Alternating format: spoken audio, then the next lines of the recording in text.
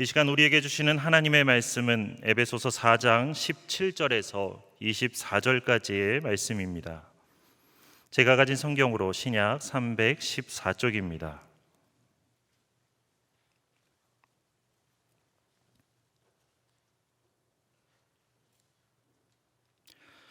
에베소서 4장 17절에서 24절까지의 말씀을 한 절씩 교독하겠습니다.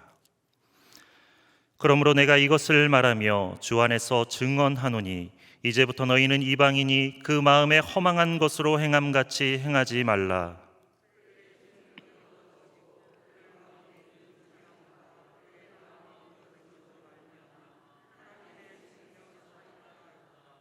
그들이 감각 없는 자가 되어 자신을 방탕에 방임하여 모든 더러운 것을 욕심으로 행하되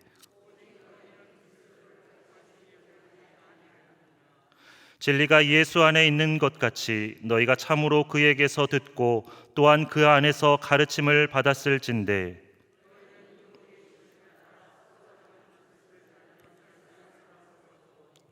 오직 너희의 심령이 새롭게 되어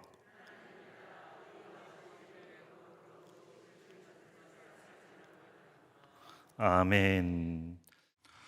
네, 오늘은 먼저 화면을 통해서 이제 몇몇 연예인들의 어릴 적 사진을 한번 보여드리도록 하겠습니다. 사진을 보시면서 한번 누구인지 한번 맞춰 보시기 바랍니다. 한번 첫 번째 사진 보도록 하겠습니다. 누구의 어릴 적 사진일까요? 그냥 뭐 지금 모습하고 그렇게 크게 다르지 않죠. 그래서 아이유의 사진입니다. 그럼 두 번째 사진을 한번 보겠습니다. 누구일까요? 싸이라고 하시는 분도 계시는데 뭐 싸이도 비슷하게 생겼네요. 하하입니다. 하하. 가수 하하의 사진. 뭐 딱 하하라고 생각하고 보시니까 하하인 것 같죠? 그럼 세 번째 사진 한번 보겠습니다. 누구의 사진일까요? 맞습니다. 별에서 온 그대, 별에서 온 그녀 전지현의 사진입니다. 자, 마지막 네 번째 사진 한번 보겠습니다. 누굴까요? 좀 어렵죠? 그래도 아시는 분들 눈썰미가 좋으시네요. 바로 배우 신세경 씨의 사진입니다. 자, 이렇게 몇몇 연예인들의 어릴 적 사진을 우리가 봤는데 어릴 적 모습이 아직 남아있는 분이 있는가 하면 정말 이분이 맞나 싶을 정도로 많이 그렇게 변한 분도 있습니다. 뭐 이건 연예인들만 그런 게 아니라 우리도 다 마찬가지죠. 하지만 많이 변한 분이든 그렇지 않은 분이든 모든 분들의 어떤 공통점은 사람은 누구나 시간이 지나면서 체격이나 외모 등에 있어서 반드시 변하게 되어 있다는 것입니다. 그래서 수수께끼 퀴즈처럼 사람은 누구나 아침에는 4발로, 점심에는 2발로, 그리고 저녁에는 3발로 걷게 되어 있는 거죠. 그런데 그거 아시나요? 이게 시대가 바뀌면 수수께끼도 바뀐다고 요즘은 이 수수께끼도 조금 달라졌다고 합니다. 어떻게 달라졌냐면 아침과 점심에는 각각 4발과 2발로 걷는 건 같은데 저녁에는 6발로 바뀌었다고 합니다. 그럼 왜 6발일까요? 뭐 잘 아시죠? 요즘은 지팡이보다 이렇게 유모차나 워커를 이렇게 끌고 다니시죠. 그러다 보니까 이제 6발로 바뀌게 된 겁니다. 이처럼 시대가 지나면 뭐 사람만 바뀌는 게 아니라 생활 습관도 바뀌고 사용하는 물건도 바뀌고 참 많은 것들이 다 바뀌고 변하게 됩니다. 이처럼 변화는 우리 삶 가운데 늘 일어나는 부분입니다. 특히 우리나라처럼 빠르게 변하는 나라에서는 더 그렇습니다. 우리는 이 안에 살다 보니까 우리나라가 얼마나 빠르게 변하고 있는지 가끔 잊어버릴 때가 있는데 우리나라에 가끔 오는 외국인들은 우리나라에 올 때마다 상당히 놀라곤 합니다. 특히 이제 한국 전쟁 때 참전했던 분들이 이제 우리나라의 초청으로 한국에 다시 방문하게 되었을 때 그때 상당히 놀라게 된다고 합니다. 왜 놀랐냐면 정말 그 황폐했던 그 나라가 맞나? 하는 그런 생각을 하게 된다는 겁니다. 게다가 2002년 월드컵 때 우리나라에 왔던 외국인들이 이제 코로나 전에 다시 우리나라에 와서 지하철을 타게 되면 그 역마다 설치되어 있는 그 스크린 도어를 보면서 많이 놀란다고 합니다. 그런가 하면 최근에는 그 에스컬레이터 손잡이를 이렇게 소독해주는 그 소독기들이 에스컬레이터마다 달려 있는데 그 소독기를 보면서도 놀라는 사람들이 많다고 합니다. 그러니까 이처럼 전 세계에서 유례를 찾아볼 수 없을 만큼 아주 빠르게 변하는 나라가 바로 우리 대한민국입니다. 그런데 이렇게 변화가 빠르기 때문에 누구나 변화를 원하고 누구나 쉽게 변화에 적응한다고 생각할 수 있겠지만 실제로는 그렇지 않습니다. 대부분의 사람들과 마찬가지로 우리나라 사람들 역시 변화에 대한 이중성을 가지고 있습니다. 그러니까 다시 말해서 변화에 대한 어떤 갈망과 동시에 변화를 거부하는 그런 마음도 함께 가지고 있다는 말입니다. 그러니까 변화에 대한 갈망이라는 것은 이제 예를 들면 이런 겁니다. 우리가 선거 때마다 이제 투표를 하게 됩니다. 그런데 이제 정치인들을 이제 뽑게 되는데 그렇게 정치인들에게 투표를 하면서도 우리가 참 그 정치인들이 우리가 원하는 그런 기대의 변화를 가져오지 못할 걸 알면서도 한편으로는 그런 기대를 갈망하면서 한 표를 던진다는 거죠. 그런가 하면 사람은 또 익숙함이 주는 편안함과 변화에 대한 두려움 때문에 또 변화를 거부하기도 합니다. 특히 이제 연령대가 더 높아지면 높아질수록 이런 성향들이 더 높게 나타납니다. 이렇게 우리는 어떻게 보면은 이제 내 이익에 따라서 내 만족에 따라서 변화를 더 원하기도 하고 그렇지 않기도 합니다. 물론 변화라고 해서 꼭 다 좋은 것만은 아닙니다. 그러니까 예를 들어서 이제 코로나 기간 동안에 이제 많은 외부 활동을 하지 못하다 보니까 저부터도 체중의 변화가 많아가지고 다시 살을 빼느라 좀 고생을 많이 했습니다. 이렇게 살이 찌는 건 좋은 변화가 아니죠. 그런가 하면 수많은 변화 중에서 가장 무서운 변화가 뭐냐면 바로 기후변화입니다.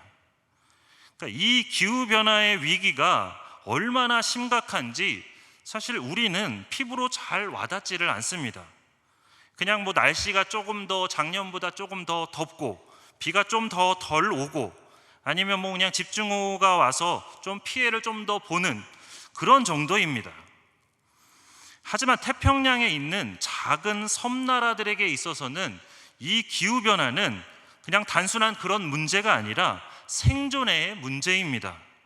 그러니까 지구온난화로 인해서 해수면이 상승하면서 태평양에 있는 그 섬나라는 아예 나라 자체가 없어질 위기에 처한 나라들이 많습니다.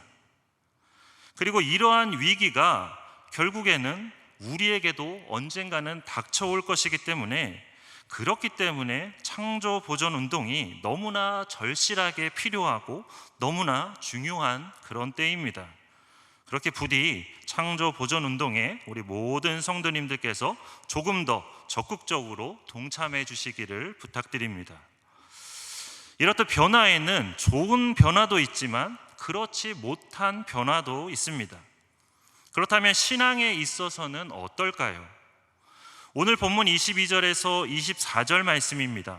너희는 유혹의 욕심을 따라 썩어져가는 구습을 따르는 옛 사람을 벗어버리고 오직 너희의 심령이 새롭게 되어 하나님을 따라 의와 진리의 거룩함으로 지으심을 받은 새 사람을 입으라.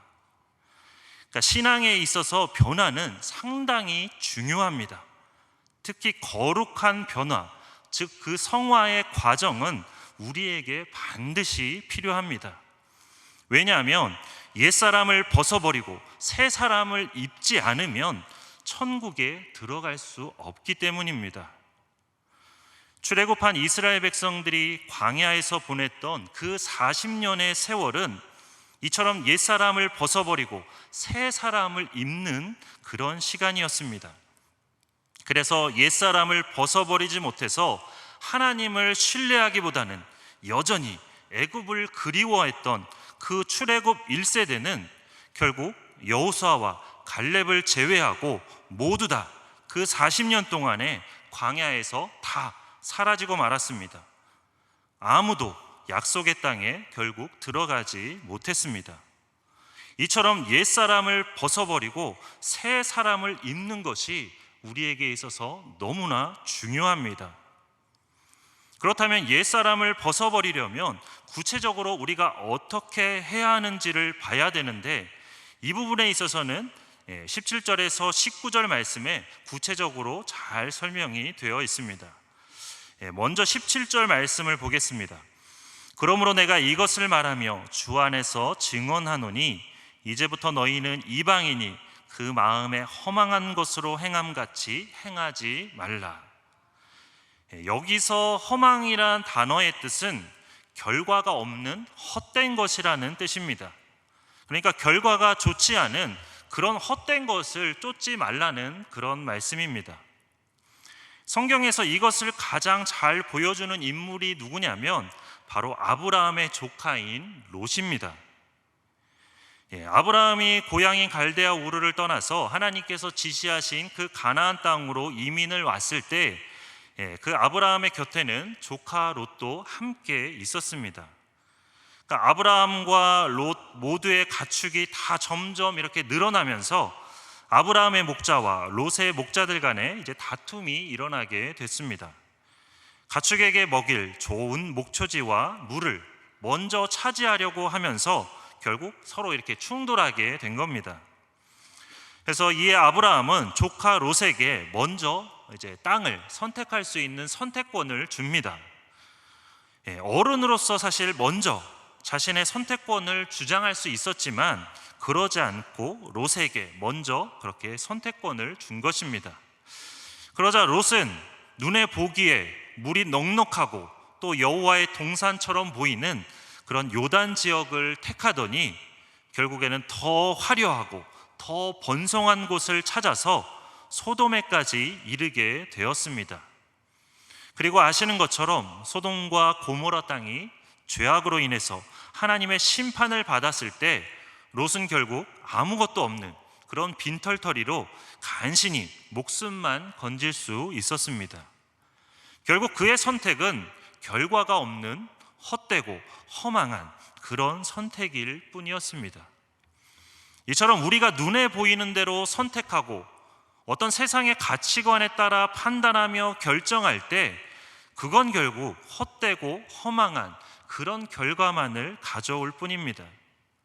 그렇기 때문에 옛사람을 우리가 벗어버리기 위해서는 그런 인간적인 그리고 세상적인 기준을 다 내려놓아야 한다는 그런 말씀입니다. 본문 18절 말씀입니다. 그들의 총명이 어두워지고 그들 가운데 있는 무지함과 그들의 마음이 굳어짐으로 말미암아 하나님의 생명에서 떠나 있도다. 그러니까 옛사람의 또 하나의 특징은 총명이 어두워져서 무지함과 마음의 굳어짐이 있다는 점입니다. 그런데 사실 믿지 않는 사람도 믿는 사람 이상으로 지혜롭고 똑똑한 사람들은 얼마든지 있습니다. 오히려 통계적으로 보면 믿지 않는 사람들 중에 오히려 머리 좋은 사람들이 더 많습니다. 하지만 이 말씀이 뜻하는 것은 하나님을 아는 지식에 대해서는 그렇지 않다는 그런 뜻입니다. 하나님을 아는 지식에 있어서는 세상에서 아무리 머리가 좋고 똑똑한 사람이라고 할지라도 오히려 믿는 사람보다 전적으로 어두워지고 무지한 상태에 있다는 그런 말씀입니다. 성경에서 또 이것을 가장 잘 보여주는 인물이 누구냐면 바리새인이요 당시에 유대 사회의 지도자 중에 한 명이었던 니고데모라는 인물입니다. 예수님께서 니고데모에게 사람이 거듭나지 아니하면 하나님의 나라를 볼 수 없다라고 그렇게 말씀을 하셨습니다. 그러자 니고데모가 그 말을 듣고 했던 말은 뭐였냐면, 아니 사람이 늙으면 어떻게 어머니의 모태에 다시 들어갔다가 나올 수 있습니까? 이런 어리석은 질문이었습니다. 그러니까 당시의 지도자이자 어떻게 보면 성경을 잘한다고 하는 그런 바리새인이었지만 영적으로는 참 무지했다는 거죠. 게다가 바울의 스승이자 당시의 최고의 율법학자로 불렸던 그 가말리엘 역시도 예수님에 대한 소문은 들었으면서도 믿지 않는 것을 보면 그 역시도 하나님을 아는 그런 진짜 지식에 있어서는 오히려 총명이 어두워지고 무지한 그런 상태에 있던 사람이었습니다. 그리고 이건 오늘날도 마찬가지입니다. 오늘날에도 수많은 지성인들이 있지만 여전히 예수님을 믿지 않는 사람들도 많습니다. 심지어는 그렇게 똑똑한 사람들이 이단에 빠지는 사람들도 참 많습니다. 그런데 이렇게 하나님을 아는 지식이 없어 총명이 어두워지게 되면 결국에 가장 큰 문제는 뭐냐면 18절 말씀처럼 하나님의 생명으로부터 떠나 있게 된다는 것입니다. 그렇기 때문에 베드로는 베드로후서 3장 18절을 통해서 우리에게 옛사람을 벗고 새 사람을 입기 위해서 이렇게 하라고 우리에게 말하고 있습니다. 우리 베드로후서 3장 18절 말씀을 우리가 화면을 보면서 함께 읽도록 하겠습니다. 함께 읽겠습니다. 오직 우리 주 곧 구주 예수 그리스도의 은혜와 그를 아는 지식에서 자라가라. 영광이 이제와 영원한 날까지 그에게 있을지어다. 아멘. 우리는 반드시 주님을 아는 그 지식에서 자라가야 된다는 것입니다. 그래야지만 우리가 주님 안에서 생명 안에서 영원히 함께할 수 있다는 그런 말씀이죠. 작년에 양주시에서 있었던 일입니다. 고깃집에서 식사를 마친 모녀가 32,000원을 계산하고 이렇게 돌아간 후였습니다. 모녀 중에 어머니께서 이제 돌연 고깃집 주인에게 전화로 항의를 하면서 식사비를 환불해 달라고 막 행패를 부렸습니다. 그렇게 환불해 달라는 이유가 뭐였냐면 옆자리에 노인들을 앉혀서 상당히 불쾌했다는 겁니다.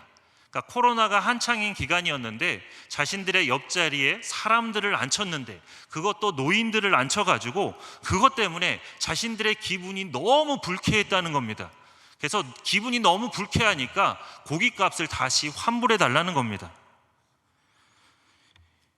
그러면서 또 뭐라고 말하냐면 이 식당이 방역 수칙을 위반했고 그래서 내가 너희를 신고하면 벌금 300만 원이라면서 300만 원 물고 싶지 않으면 고깃값을 환불해 달라는 겁니다. 그런데 주인이 듣기에 너무나 어처구니가 없죠. 그래서 그 요구를 들어주지 않자 가만두지 않겠다며 막 전화로 듣기에도 민망할 정도의 온갖 욕설을 다 막 퍼붓기 시작했습니다. 그렇게 통화가 끝난 후에 다시 이제 딸이 전화를 걸더니 집주인에게 그냥 제가 죄송합니다. 제가 대신 사과하겠습니다. 이렇게 미안하다고 사과를 하는 게 아니라 딸도 그 엄마하고 똑같이 행동을 하기 시작했습니다.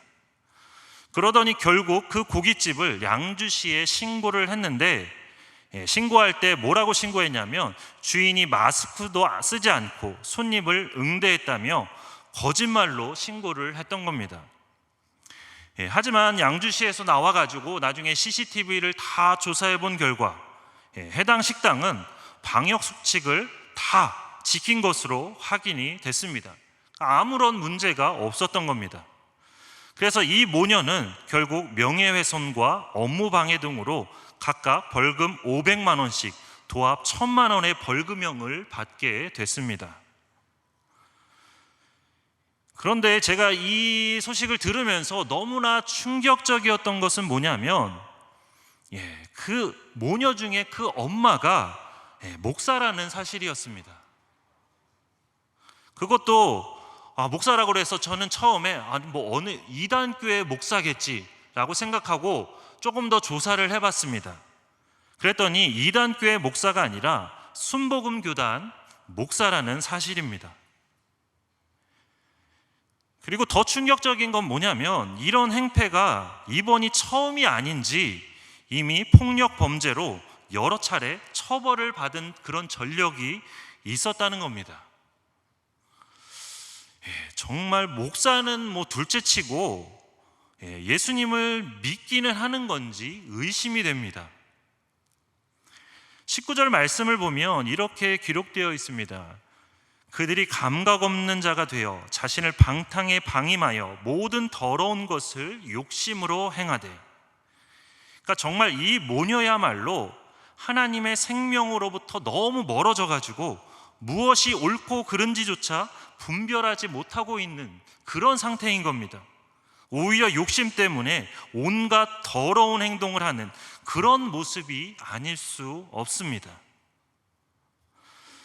이렇게 허망한 것을 쫓는 것, 하나님을 아는 지식을 멀리하는 것, 그리고 더러운 욕심으로 행하는 것, 이런 모습이 22절 말씀처럼 유혹의 욕심을 따라 썩어져가는 구습을 따르는 바로 옛사람의 모습입니다. 그리고 우리가 새 사람이 되기 위해서 반드시 벗어버려야 하는 그런 모습입니다. 그런데 참 안타까운 사실 중에 하나는 많은 분들이 그렇게 새 사람을 입기를 원하면서도 어떻게 새 사람을 입기를 원하냐면 옛사람은 그대로 간직한 채 새 사람도 함께 입으려고 한다는 사실입니다. 그러니까 마치 슈퍼맨이 옷을 입고 그 위에 팬티를 입는 것과 같은 그런 이상한 모습을 추구한다는 거죠. 그래서 세상적인 것도 다 즐기면서 영적인 복도 함께 누리고 싶어하는 그런 분들이 있다는 겁니다. 하지만 절대로 그렇게 될 수 없습니다. 우리는 결국 둘 중에 하나를 선택할 수밖에 없습니다. 여전히 옛사람 그대로 입고 있던지 아니면 그것을 다 벗고 새 사람을 입던지 둘 중에 하나의 길을 갈 수밖에 없습니다. 그렇다면 우리 성도님들께서는 어떤 길을 가시겠습니까? 옛사람을 벗고 새 사람을 입기 위해서는 우리의 심령을 새롭게 해야 합니다. 본문 23절에서 그 심령이라는 말은 영어 성경으로는 마음의 태도라고 그렇게 번역하고 있습니다. 그러니까 우리의 마음의 태도를 새롭게 하는 것이 반드시 필요하다는 말씀입니다. 그래서 로마서 12장 2절에도 같은 말씀이 있습니다. 너희는 이 세대를 본받지 말고 오직 마음을 새롭게 함으로 변화를 받아 하나님의 선하시고 기뻐하시고 온전하신 뜻이 무엇인지 분별하도록 하라. 성령께서 우리 안에서 하시는 일이 바로 이것입니다. 우리의 마음을 새롭게 하시는 일입니다. 근데 기도원에 가면 뭐 이렇게 안수 기도를 받을 때 대체로 이렇게 쓰러지거나 아니면 방언받기를 기도하시는 분들이 많은데 왜냐하면 그게 성령의 역사하신 증거로 생각하기 때문이죠. 물론 그것도 성령의 역사가 맞기는 합니다. 하지만 이것보다 더 놀랍고 중요한 변화는 바로 마음이 바뀌는 것입니다. 마음의 회개가 일어나고 평안이 임하고 하나님의 사랑과 약속에 대한 확신이 생기고 그런 하나님의 말씀에 대해 순종할 마음이 일어나게 되면 오히려 그게 더 놀라운 변화입니다. 그렇다면 이러한 변화는 어떻게 이루어질 수 있을까요? 그건 바로 예수님을 내 마음의 왕으로, 내 마음의 주인으로 모실 때 이런 변화가 이루어지게 되는 것입니다. 그동안 우리 마음에 왕노를 했던 것들에는 미움이나 상처, 욕심, 분노, 혈기, 열등감, 쓸데없는 공상 이런 것들이 우리 마음의 왕노릇을 해왔습니다. 때때로 내 자신보다 내 안에 있는 이런 것들이 내 마음을 지배할 때가 많았습니다. 그런데 예수님을 내 마음의 왕으로 모시기 위해서는 이런 것들을 다 버려야 합니다. 우리가 손님이 오신다고 하면 가장 먼저 하는 일이 집을 청소하는 일이죠. 그런 것처럼 예수님을 내 마음의 왕으로 모시려면 우선 내 마음을 깨끗하게 비워야 하는 것입니다. 한옥 목사님께서 쓰신 그 하나님의 경영이라는 책에 다음과 같은 그런 인상적인 글이 있습니다. 그래서 조금 요약해서 제가 정리를 해봤는데 바로 이런 내용입니다. 우리는 뭔가를 더해 주시는 것을 복으로 생각하지 뭔가를 빼시는 것을 복으로 생각하지 않는다. 즉 더하는 것보다 뺀다는 것은 그만큼 부정적 느낌이 강하다. 그러나 빼는 것이 무조건 나쁜 것은 아니다. 다이어트를 할 때도 살을 뺀다라고 말하고 경제나 경영에서도 낭비나 과장을 없앤다라고 할 때 거품을 뺀다라는 말을 쓴다. 그런 맥락에서 하나님의 뺄셈은 결코 재앙이 아니라 오히려 더 성숙한 차원의 축복이다. 그러니까 옛사람을 벗어버리고 새 사람을 입는 것도 다 마찬가지입니다. 우리가 버리지 않으면 입을 수가 없습니다. 그렇게 버리는 그 과정이 바로 성숙의 첫 걸음입니다. 버릴 것들을 버리며 내 마음을 깨끗하게 하고 예수님을 내 마음의 왕으로 모실 때 우리는 24절 말씀처럼 하나님을 따라 의와 진리의 거룩함으로 지으심을 받은 그런 새 사람을 입게 되는 것입니다. 다시 말해서 죄로 인해 잃어버렸던 그 하나님의 형상을 우리가 다시 회복하게 되는 것입니다. 그렇다면 하나님의 형상을 다시 회복해서 의와 진리의 거룩함으로 지으심을 받은 그런 새 사람이 되면 과연 우리의 모습은 어떻게 변하게 되는 걸까요? 영화에 나오는 막 요정처럼 눈부시게 빛나는 그런 모습이 되는 걸까요? 우리는 자칫 그런 허황된 모습을 상상할 수 있지만 새 사람의 모습은 그런 모습이 아닙니다. 오늘 본문 뒤에 있는 에베소서 4장 25절에서 32절까지의 말씀을 보면 새 사람의 모습에 대해서 말씀하고 있는데 먼저 25절 말씀처럼 거짓을 버리고 참된 것을 말하는 모습, 그리고 26절과 27절 말씀처럼 분을 내어도 죄를 짓지 않으므로 마귀에게 틈을 주지 않는 모습, 그리고 28절 말씀처럼 도둑질하지 않고 가난한 자를 돕는 모습, 29절에서는 더러운 말이 아닌 덕을 세우는 선한 말을 하여 은혜를 끼치는 모습, 그리고 30절에서는 성령을 근심하지 않게 하는 모습, 그리고 31절에서는 버려야 할 것들을 버리는 모습, 그리고 32절에서는 친절과 긍휼, 그런 용서의 모습을 말하면서 바로 이런 모습이 새 사람의 모습이라고 우리에게 말씀하고 있습니다. 그리고 뒤이어서 나오는 5장과 6장에서도 새 사람은 아내에게, 그리고 남편에게, 또 자녀와 부모에게, 그리고 종과 상전에게 이렇게 해야 된다는 그런 말씀을 하고 있고, 마지막으로는 마귀를 우리가 어떻게 대적해야 되는지에 대해서 그렇게 말씀하고 있습니다. 우리는 흔히 거듭나고 새 사람이 되면 뭔가 큰 일, 놀라운 일을 해야 된다고 착각할 수 있습니다. 예를 들어서 우리나라 초기 선교사님들처럼 정말로 복음을 전해서 놀라운 그런 열매를 맺어야 한다고 생각할 수 있다는 겁니다.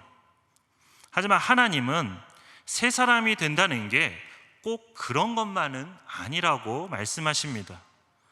오히려 하나님께서 우리 모두에게 원하시는 새 사람의 모습은 우리 삶의 작은 부분에서 먼저 그리스도인다운 삶을 사는 모습이라고 말씀하십니다. 요즘 뜨고 있는 그 드라마 중에 이상한 변호사 우영우라는 드라마가 있습니다. 시청률이 상당히 많이 올라가가지고 많은 분들이 보고 있다고 그러는데 아마 이 자리에 계신 분들 중에도 보신 분들이 계실 겁니다. 근데 그 드라마의 내용 중에 좀 이런 내용이 있었습니다. 삼형제의 난인가? 그런 제목이었는데 삼형제가 나오는데 그 삼형제의 이름이 아주 독특합니다. 동동일, 동동이, 동동삼. 딸 낳았으면 아마 동동주가 아닐까 싶네요. 자, 이 삼형제가 있는데 이제 큰형과 둘째 형이 이제 사기를 쳐서 셋째가 유산으로 받은 땅의 그 보상금을 가로채려고 했습니다. 그래서 셋째에게는 그런 형들의 모략 때문에 오히려 빚만 남게 되었는데, 이런저런 이제 우여곡절 끝에 다시 그 모든 계약들을 다 무효화시키고 셋째가 잃어버린 그 땅을 다시 되찾아올 수 있었습니다. 자, 그럼 이렇게 형들에게 사기를 당한 그 셋째가 결국 나중에 그 유산을 다시 다 되찾아왔을 때 유산으로 물려받은 그 땅의 보상금을 어떻게 했을까요? 사실 저 같으면 형제들에게 주지 않고 그냥 제가 다 가졌을 것 같습니다. 그렇게 해도 사실 법적으로는 전혀 문제가 되지 않았습니다. 하지만 이 드라마에서는 어떻게 했냐면 이 셋째가 욕심을 내려놓고 형들과 똑같이 3등분을 해서 그 유산을 나눠 가졌습니다. 그러니까 이걸 보면서 이게 정말 우리 그리스도인들이 세상 사람들에게 보여줘야 될 그런 모습이 아닐까라는 그런 생각이 들었습니다.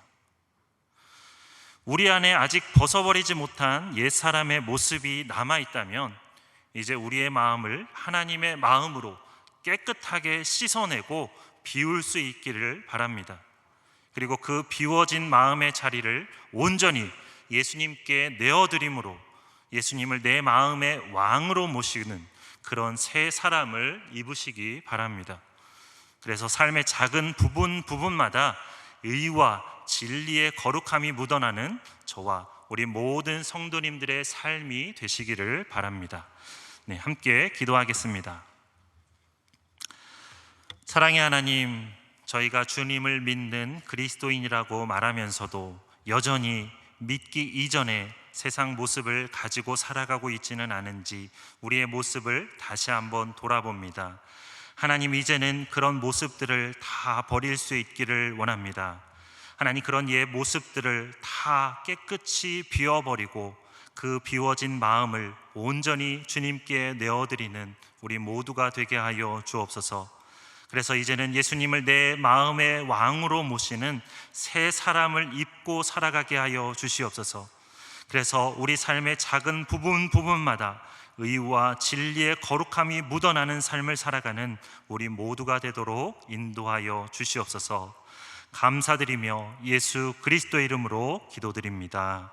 아멘.